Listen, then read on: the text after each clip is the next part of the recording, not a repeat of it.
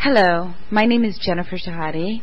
I'm the editor of Chess Life Online and a two-time U.S. Women's Chess Champion, and I'm really excited to do this guest spot on chessvideos.com, as I know my brother has done hundreds of videos here and really enjoys it and enjoys the chocolates that he gets each month from you guys. My topic today is traps. This is a term that has always interested me in chess because it refers to a lot of things, right? Like trapping the king is checkmate, and then also opening traps are usually things that you prepare at home, or a trap sometimes refers to a psychological ploy you made in the middle game. But to me, a trap has always meant more checkmating a piece. And the openings that you play really determine what kind of traps you're more likely to get into. For me, I play the Grunfeld and the Najdorf, so a lot of times I see myself taking pawns on A2 or B2 and having to worry about getting my queen trapped. I know a lot of other players, they see more bishop and knight traps, which are also very common. So the first game I want to show you is from a game at the New York Masters, which is a tournament that my brother organized at the Marshall Chess Club for a few years, and it was held every Tuesday night. Many grandmasters showed up to the tournament, and you had to be at least 2,200 or a talented junior to get in. So these tournaments were very strong, and even rated between 2,300 and 2,380. I was generally paired up in round one, often to the highest rated player of the tournament. In this case, I was playing against a grandmaster by the name of Igor Novikov. He hasn't been playing as much in recent years, but a few years ago you always saw him at these tournaments at the Marshall and major opens. He always plays d4, so I wasn't too surprised by the beginning of the game.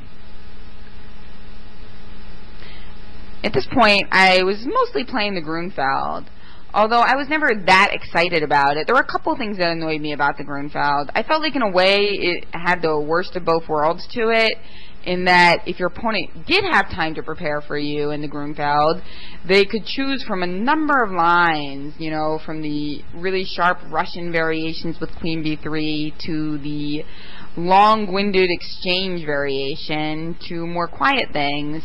And, you know, if they didn't have time to prepare or hated the Grunfeld, they could just say, you know, screw this and play knight f3 on move 1 and, you know, avoid the Grunfeld entirely. The really defining characteristic of the Grunfeld requires white's cooperation, and I think in that way it differs from a lot of other defenses. See, if white here does not play knight c3, if white plays knight f3, then when d5 is played, this isn't really a Grunfeld, because white can gain a tempo on the queen with knight c3 here, or if you take back with a knight, you can also gain a tempo with e4. So the Grunfeld really requires white to play knight c3 at some point, after which now d5 is played, and this leads to the Grunfeld. Now, I was usually worried more about the exchange variations than this bishop f4 stuff. I always kind of liked playing against bishop f4 in the Grunfeld because it's pretty easy for black to get c5 in here due to some tactical ideas involving queen a5, which we're about to see. Now, the reason white can't take on d5 here, or he can, but it's not the best move, is that after knight takes d5, now we exploit the pin on the c3 knight. Although, to be honest, this looks worse than it is. White, in fact, does have a defense. After queen takes d5, bishop takes c3, pawn takes c3, queen takes c3. Now white can simply play king e2, and after queen a1, they have this move bishop e5, forking the queen and the rook, and this ends up leading to a four-strong variation, which is kind of a digression from our theme, but I thought I would show it to you. It's kind of cool. So the queen just goes from f5 to c2 to c1, and if white were to try to get out of it with king g3, well, that would be our ultimate trap once again, right? So, of course, Novikov did not want to go for the forced draw against me with white. Although, you know, sometimes, you know, you never know when somebody is going to suddenly go for something like that, right? So you always have to, make sure that your openings, if they do allow for these types of forced draws, you have some kind of way to diverge if you need the full point. If you're desperate for the full point for some kind of, tournament standing reason. And in any case, he played rook c1, bolstering his knight on c3 and making variations like that less dangerous for me. So, I had to take on c4 here. And now, after bishop takes c4, here I should castle, but instead I played queen takes c5, hitting the bishop on c4, and then Igor played knight to b5. Well, that's an annoying move, because there are two major threats going on here. First of all, he's threatening knight to c7 check, just forking. And then there's also the other threat, bishop takes f7 check. So I give him a check of my own, at least in getting my queen out of the line of fire from the c1 rook. But after king to f1, now I also have to stop this knight c7 thing. So I played knight a6. And here he played a3. Such a little move, but such a big problem. See, if I take on b2, he just traps me right away. And this is actually a really common kind of configuration, with the queen just being trapped because of the rook on b1 and all the other squares being covered. This kind of reminds me of a Najdorf position more than anything, and the poison pawn variations on b2. And yeah, this is very, very typical. But the way that I did end up getting trapped was a little bit more unusual. After queen to a5, well, what do you think Igor did here? And of course, you can pause your computer if you want to take a little time to think about it. So Nabokov, he played bishop to c7. Oops. So when I guess I resigned in this position. I don't see any more moves. Unfortunately for me, if knight takes c7, I'm getting into some serious problems here. So, because I can't even take back because the bishop takes f7. And I don't have any good squares for my queen, and if I try to play b6, well, this is where things really get ugly after b4. So I resigned, and of course it's always unfortunate to lose in 11 moves. I mean, it's never very fun. So I kind of realized that I needed to be more careful on these Grunfeld lines, and even though this seemed at first like a harmless line, it ended up being very venomous. But this lesson is not really about me and my worst games. It's about traps. So let's move on to the next game I want to show you, which is a kind of cool. No, not that one. That's for later. That's for later too. Oh, I don't know. Where are we? I wanted to show you this game.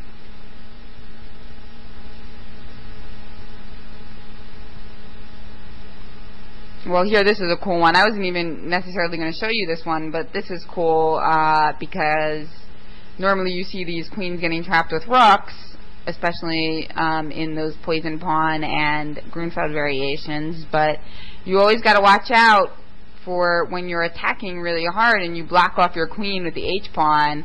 I see this kind of thing happening a lot, that you're attacking and you get your queen in your enemy's territory and you start pushing your pawns, and then, oops, you get this bishop f8 wins the queen. So you got to be careful of that. Now how about this position? Because at first glance, it doesn't seem clear that White's going to get their queen trapped here, because we do have the A file and the C7 square, but can you see a combination that wins the queen? Yeah, I mean, it's not super difficult. It's just a little bit less standard than trapping the queen with two rooks. Black can play rook to A8 here, and now queen can only go to C7. And after bishop d8, there are no more squares. of course, this bishop on f4 is blocking off, annoyingly, all the possible retreat squares for white queen. So yeah, it's kind of amazing when you get to trap a queen and when there's so little going on in a way.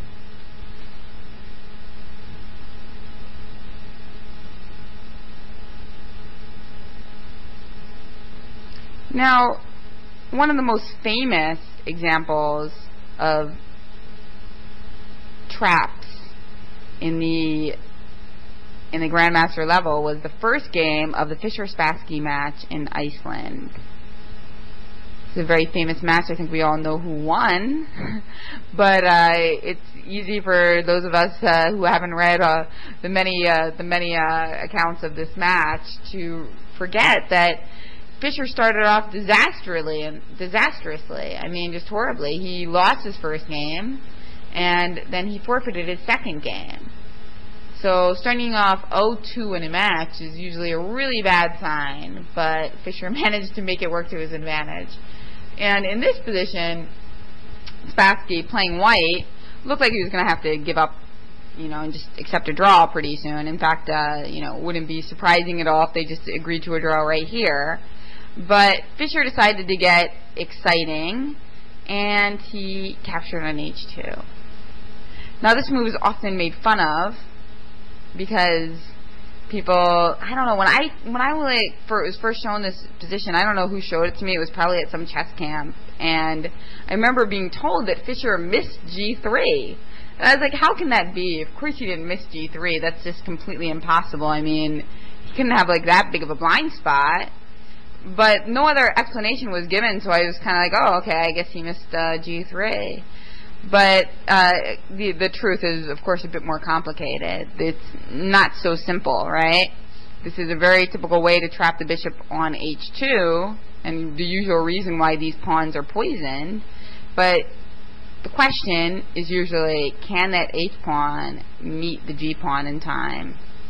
And in this case, it looks quite close. Right? Because now what is white going to do? I think here is the crucial moment, because it looks like black can play h3, right?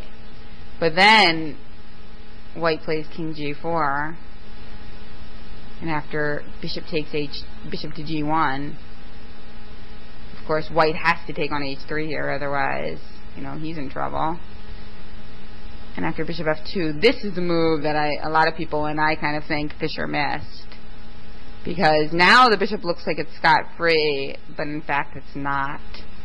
White plays bishop d2, and this is a much less typical trapping maneuver, right? The bishop can't go to e1 anymore, and of course e3, g3 is still covered, and the white king is ready to come to g2. So the person who taught me this said that Fischer missed g3, but really what he missed was probably bishop to d2. I know there's also the theory that Fischer purposely wanted to prove to Spassky that he could draw with two pawns against the bishop, but I definitely don't believe that one. Nobody becomes a world champion by testing their opponents to see if they can beat them in lost positions. Anyway, one of the another recent endgame trap that I wanted to show you, which was quite cool, was in the latest U.S. Chess Championship, in which my friend and the top woman player in the tournament, well, unfortunately there were two women players in the tournament, but Anna Zatansky had to withdraw early on, and that left only Irina as the only woman in the tournament. She played a very nice trapping idea against Boris Gulko. A lot of times one of the ways to win against the knight in the endgame is using sort of trapping ideas. That's one of the maneuvers you can use to win a rook first knight endgame, and sometimes you can use it to win bishop first knight endgames. And in this position, Irina used this idea in a very beautiful way. So here, Gulko played king to g6, Now Irina played this fantastic move, f5 check. If the point of this move is that if pawn takes f5, pawn takes f5, king takes f5. Now there's this fantastic idea of king d5. And notice how the knight on d7 is totally dominated. This is a word that people often use to describe traps in the endgame. They use the word dominated, which makes the whole word even more confusing. But here it's fantastic. It looks like something that somebody created, not a real position, because the pawn on b6 and the pawn on f6 are so perfectly placed to allow this knight 0 squares. And then, of course, the bishop on d6 takes care of the rest, the b8 and f8 squares. So what is black going to do? White's threat is just to go king to c6, and if black plays king e6 to cover the knight, then white has d5 check. So, oops, sorry. So a fantastic trapping idea by Irina. Instead, Gogo played king f7 here, but he lost after a bunch more moves and some difficult technique by Irina. It wasn't so clear that she was going to win, but she made a lot of progress by coming up with this idea. Now this brings me to the final few positions I want to show you, which are endgame domination studies. One of the reasons I think that domination and trapping is such a common theme for endgame problems and endgame studies is because endgame problems and endgame studies are all about beauty in chess. And a lot of us think about beauty in chess as paradox. And it's just kind of weird and paradoxical that you could be in an endgame where the board is totally uncluttered and you could manage to trap one of your opponent's pieces, right? That's incredible. So that's why when the composers come up with ideas, it's oftentimes what you're saying. So let's take a look at one of those. Here, the challenge is to figure out how white can win in this position. So white to move and win. You might want to pause your computer and try to figure it out yourself. I've always found that in endgame studies in particular, the pleasure you get from trying to figure it out yourself and solve it is just fantastic. And you just get a little ripple of pleasure if you look at the answer. Like, yes, it's nice, but it goes away very quickly.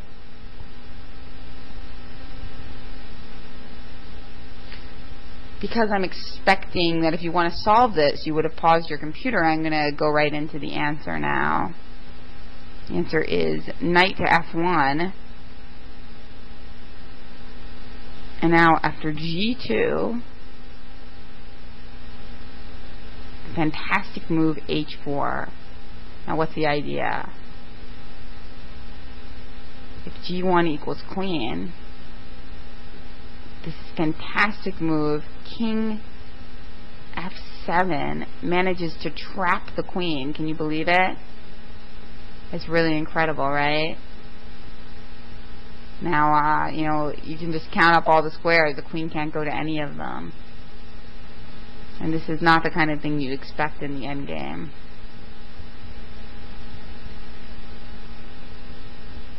Let's take a look at another one. This one is also white to move and win. So pause your computer and try to figure out how you win here for white, using this idea of domination.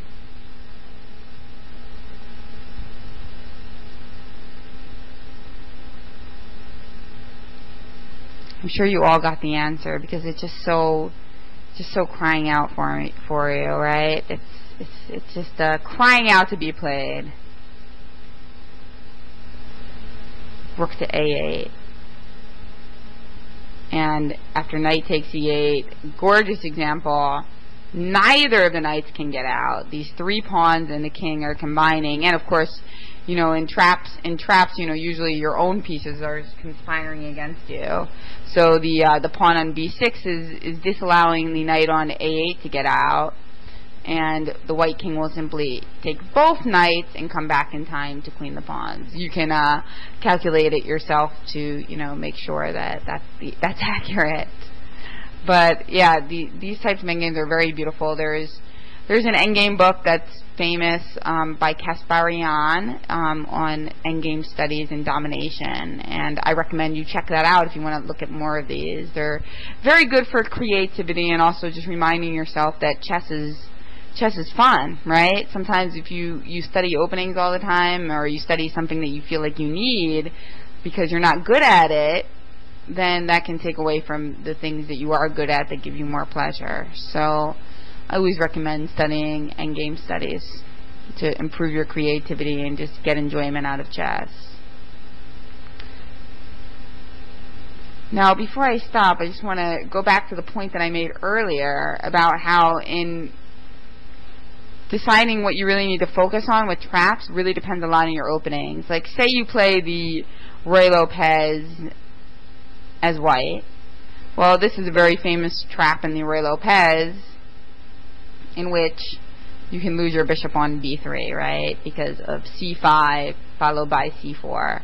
And that's one of the reasons that the bishops are so easily trapped. And again, the queen d5 thing doesn't work because of bishop e6 hitting the queen, and then after queen c6 check, the position is actually not repeated, because after bishop d7, now the rook on a8 is not in take.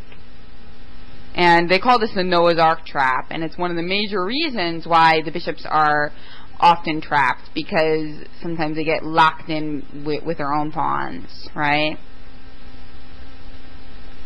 Knights are another piece that are very frequently trapped, and in a lot of my openings, since I like to fian kettle my bishops, one pattern that you see kind of frequently is the pattern of the knight on f6 being potentially trapped.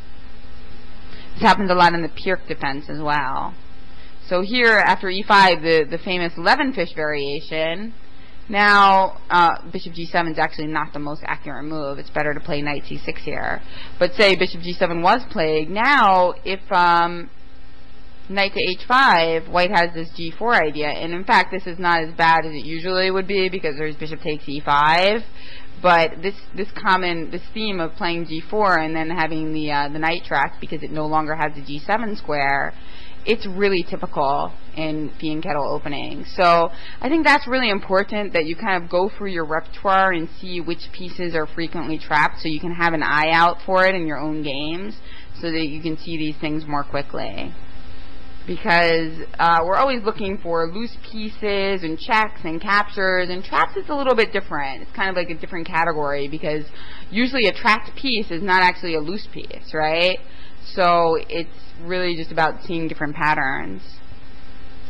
Anyway, that is all I want to talk about today, but I will definitely be back, and I think the next topic I want to do is related to trades. I'm really interested in trades, because I feel that I like most other players, probably make too many of them, and I'm interested in how we can figure out how to trade less, or think about trading in better ways.